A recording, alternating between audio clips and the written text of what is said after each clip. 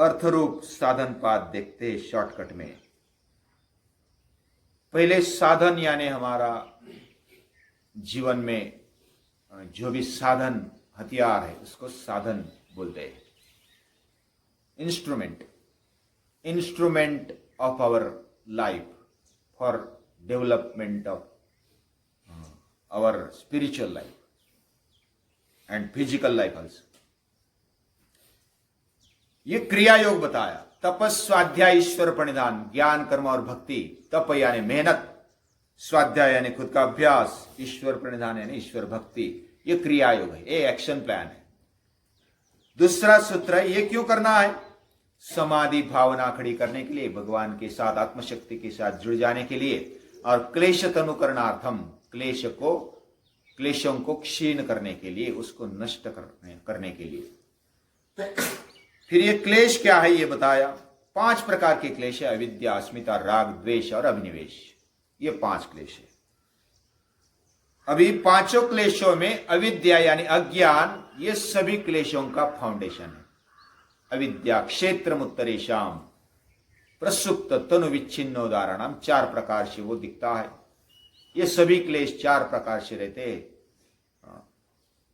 प्रसुप्त यानी सोया हुआ क्लेश, तनु यानी सूक्ष्म रीति से जगा हुआ लेकिन दिखता नहीं है, अंदर है। क्रोध है लेकिन दिखता नहीं। विच्छिन्न यानी थोड़ा प्रकट थोड़ा अप्रकट, और उदार यानी पूरी तरह से प्रकट। इस तरह से एक क्लेश दिखते हैं।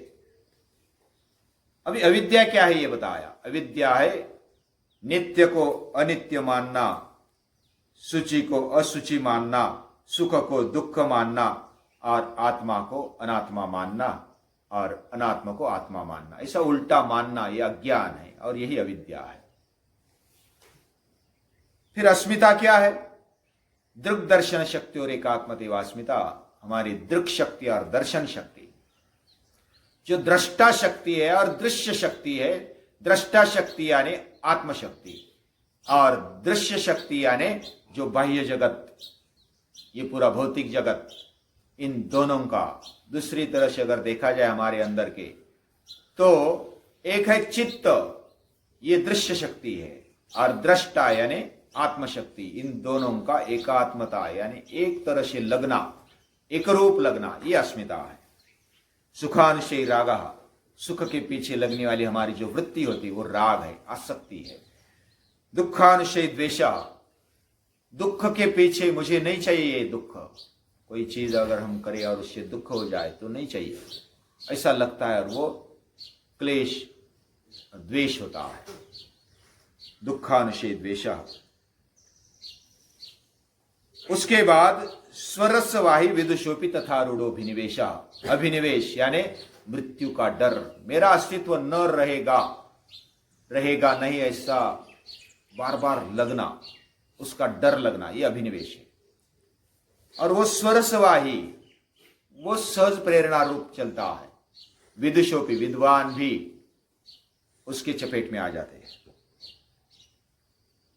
विद्वानों के जीवनों में भी ये मृत्यु का डर बैठा हुआ होता है। ते प्रतिप्रसव ही या सूक्ष्म, उनको सूक्ष्म करते करते प्रतिप्रसव करना चाहिए, यानी वापस जैसे जन्मे वैसा पूरा रिवाइंड करना है, यानी जहां से वो आ गए थे वहां तक उसको ले जाना है। इसको प्रतिप्रसव बोलते हैं। प्रसव यानी जन्म होना, प्रतिप्रसव यानी वापस उस जगह पर आ जाना। क्लेश मूलक कर्माशयो, उसके बीच में एक रह गया, ध्यान है या तद्वृत्तया, वह वृत्तियों को, क्लेशों को ध्यान से यानी लक्ष्य पूर्वक उसको नष्ट करना चाहिए। क्लेशों को ध्यान से और प्रतिप्रसव से उसको नष्ट किया जाता है, सूक्ष्म किया जाता है। उसका मूल क्या है? मूल बात को, जड़ों को हटा दो तो फिर बाकी हटेगा। क्लेश मूलक कर्माशयो, कर्माशय का, कर्म संस्कार का जो मूल है वो क्लेश है। और वो दृष्टा दृष्ट जन्म वेदनीय, दृष्ट यानी जो देखते हैं आज का जीवन, और अदृष्ट यानी भावी जीवन। वह आज के जीवन में, आज के हमारे लाइफ में हमें वो दिखता है और अनुभव होता है, संवेदन होता है, और आगे आने वाले भविष्य वाले जीवन में भी, जन्म में भी हमें उसका परिणाम दिखाई देता है। यानी ये जन्म जन्मांतर ये कर्माशय का परिणाम दिखाई देता है। उसका मूल है क्लेश, ये पंच क्लेश, ये मुख्य रूप में सति मूले तद विपाको जाते होगा। उसका परिणाम क्या होता है? जो विपाक है यानी कि कर्म का फल, वो क्लेश रूप होता है, दुखदायक होता है, और वह जाति यानी जन्म, आयुष्य और भोग दे देता है। इसलिए हमारे ढेर सारे ऐसे जन्म तैयार हो जाते हैं हमारे कर्म के कारण, कर्माशय के कारण, क्लेशों के कारण। तो पहाड़ के पहाड़ बन जाते हैं और हम जन्म के पीछे जन्म, जन्म के पीछे जन्म लेते रहते हैं। आयुष्य मिलता है, भोग मिलता है, उसी के कारण मिलता है। किसी को ये अच्छा भी लगता है, किसी को दुखदायक लगता है। तेल्लाद परिताप फलाह, पुण्य पुण्य हेतुत्वात्।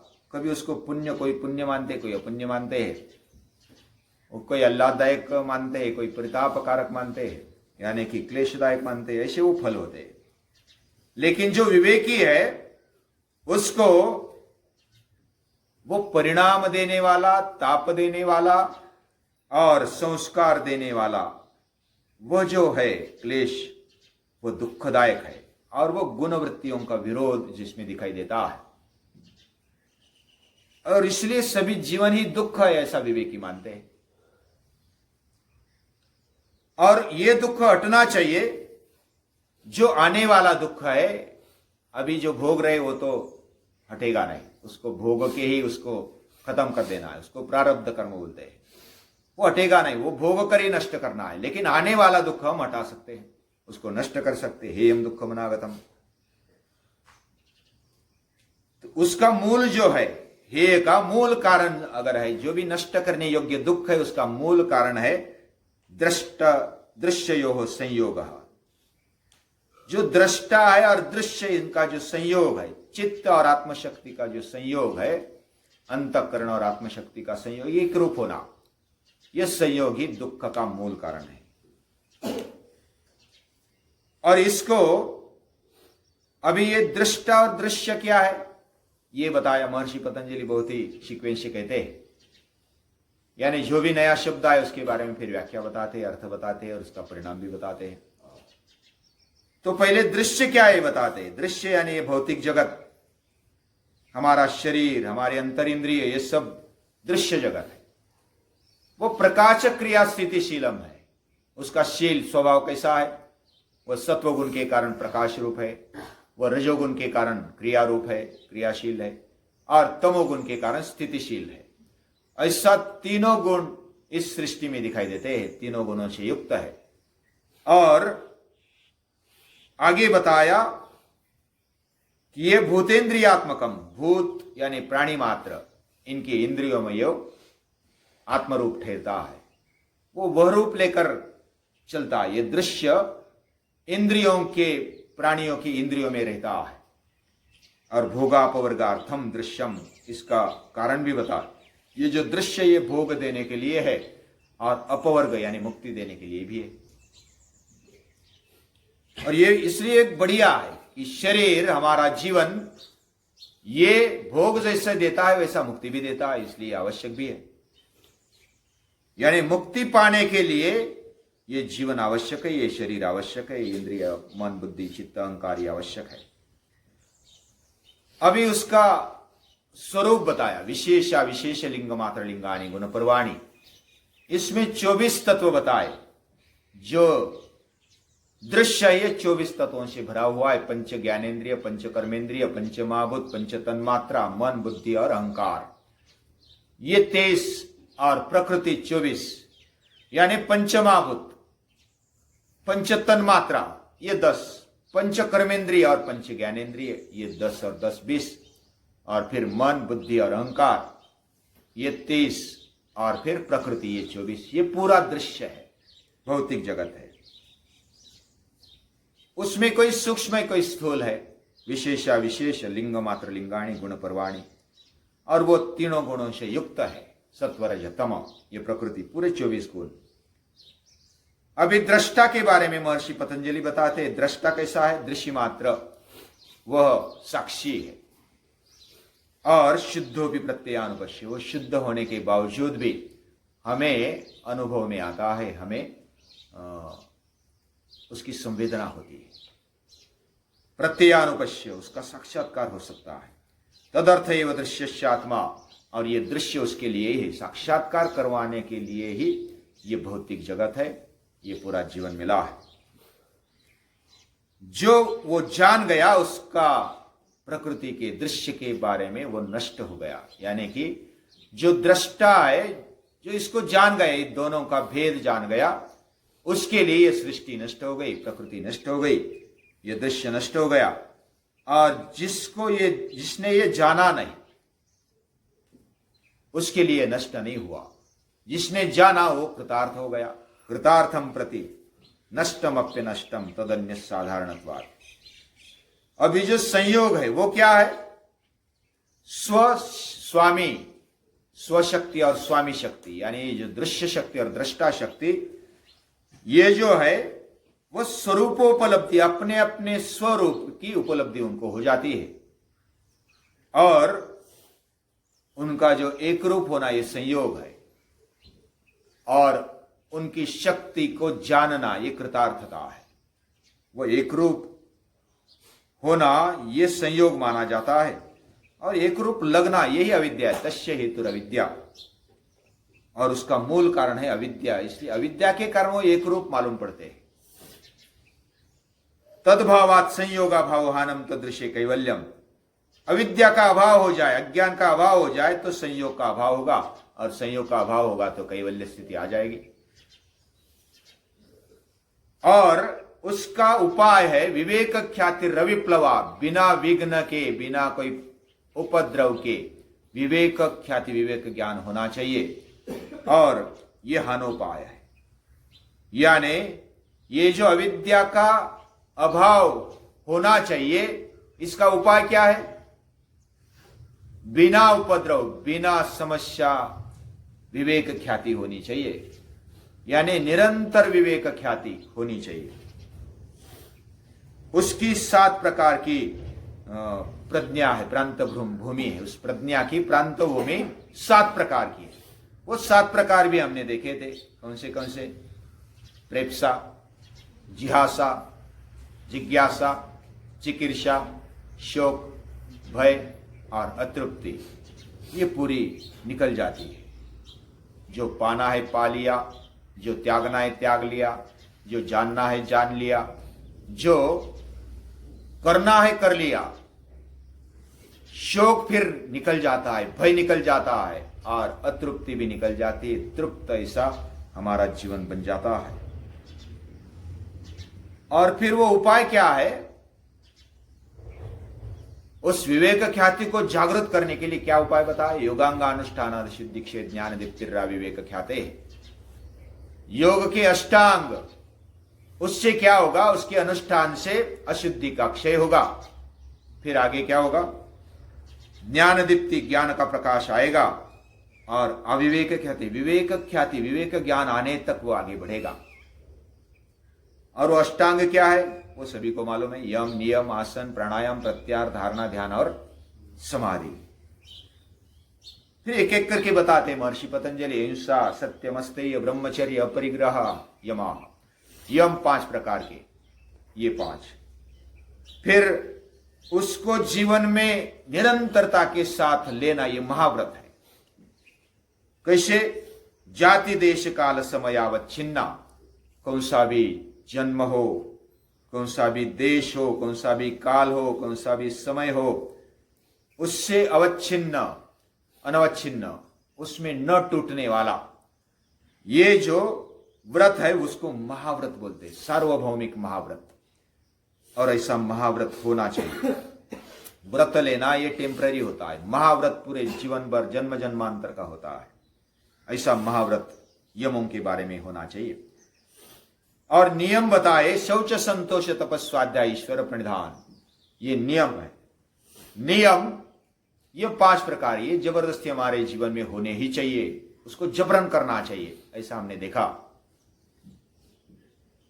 अभी शौच यानी शुद्धि, संतोष यानी तृप्ति, तप यानी मेहनत, और स्वाध्याय यानी सुख, खुद का अध्ययन, और ईश्वर प्रणिधान यानी ईश्वर भक्ति। जैसा क्रिया योग में ये 3 बताए, वैसा नियम में भी ये 5 पांचों में आ गए।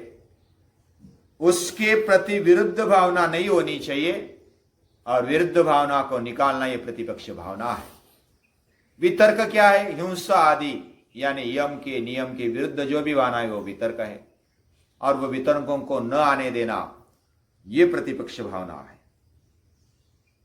और हिंसा आदि को कृतकारिता अनुमोदित किया हुआ, कराया हुआ और अनुमोदन दिया हुआ, ये भी हिंसा ही है, वो भी उतना ही पाप है।